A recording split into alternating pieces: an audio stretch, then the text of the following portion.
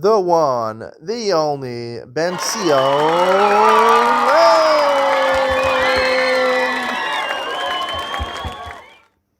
Good afternoon. Welcome to Yeshiva YouTube. Iyun Mitzion. Today we're doing Pesachim Pesachim Perek Zion, Mishnah Zion and Ches. Mishnah Ches talks about what to do if the Korban Pesach became tamei, if most of it become tamei. So you burn it in the Beis HaMikdash. You're supposed the mitzvah is to burn in the Beis HaMikdash because that's really its place. That's the place of the Korban. And you're supposed to use atzei of the Beis HaMikdash, atzei hekdesh of the Ma'arach of the Beis HaMikdash, because that's what's supposed to be burned. So you burn the Beis HaMikdash with the wood that belongs to the Beis HaMikdash, hekdesh. However, if miyut, a small part of the Korban Pesach, came tamei, in which case it really doesn't hold back the Korban Pesach, or it's not tamei at all, it's just nosar, meaning that if the time expires for eating the Korban Pesach, you have to burn it. Nosar you have to burn. So you're supposed to bring it home and burn it in your house. You don't have to burn it in the Beis HaMikdash. It's not his place to burn it. And you have to use your own wood, your own personal money to burn it. However, the Mishnah knows that there are cheap people in the world. Some people contend Jews in general are cheap. Some people would say that. My opinion, I don't know. I don't have a clear opinion yet. I don't know enough Jews, especially I don't know enough wealthy Jews to decide whether Jews are more stingy than the regular population. But there are stingy people, and stingy people, they used to go ahead and burn the Korban Pesach. Even if it was Tamei Muta, or even if it was just Nosar, they would not go to their houses. They would burn it in the Beis HaMikdash.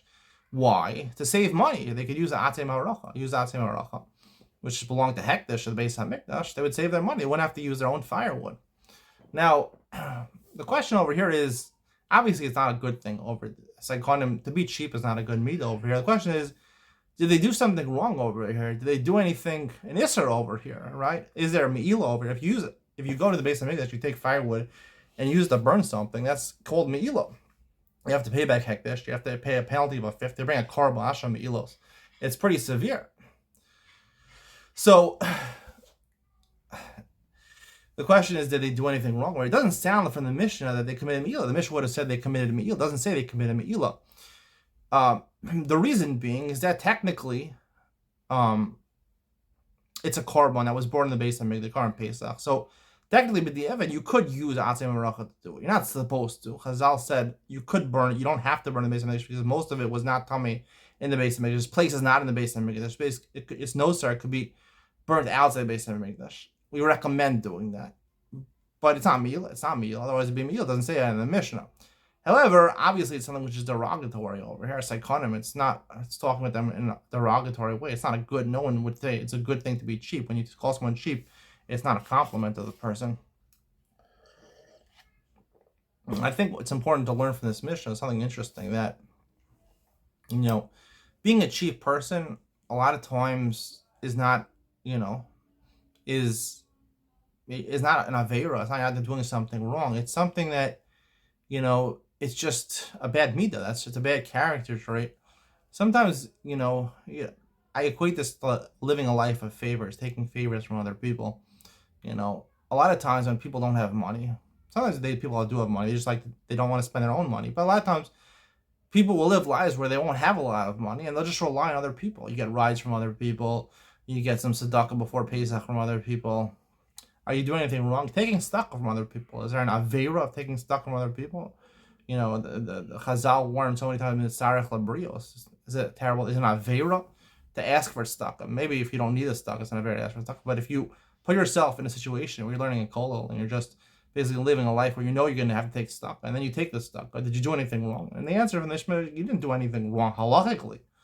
But it's considered, the Mishnah points it out to show that you're a cheap person. And people that are cheap people and stingy people and frugal people and, basically live off charity from other people, it is a derogatory thing. You'll get away with it. You're not doing any aveiro, or you're not going to be chayav milah. No one will even know about it. In some ways, it's actually worse because people think you're a great person. You're a big Talmud Chacham.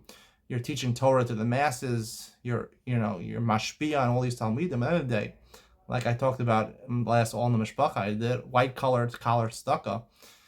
You're mashpia a lot of people back, to finance your family and to finance your personal finances. You take stucco from people, and they give it to you willingly because you're a big rabbi, you're a big important person. They'll chauffeur you around, show you a good time, but you didn't earn it. If you didn't earn it, you're still included in the Mishnah. You're a cheap person. You're a cheap person.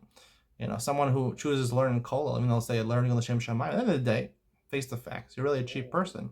You don't want to spend money. You don't want to earn money. That's really it comes down. You don't want to earn money. So if you don't want to earn money, you're going to be cheap. You're going to have to be cheap. You're going to have to take tzedakah. It's a choice. Everything in life is a choice. If you want to say you're doing l'shem shamayim to learn in kollel, the whole system, even all the gedolim tell you got to learn in kollel. Just listening to a gadol is making your decision, making your own decision. You have a decision whether to listen to that gadol or not. You don't have to listen to the gadol. So you can't go to Hashem after 120 and say the gadol said I should learn in kollel. At the end of the day, we all have a conscience. We all know what the right thing to do is or not. And being a cheap person and living a life of taking from other people is not the right way. And the Mishnah points it out over here. Hope you enjoyed today's share. See you in the next one.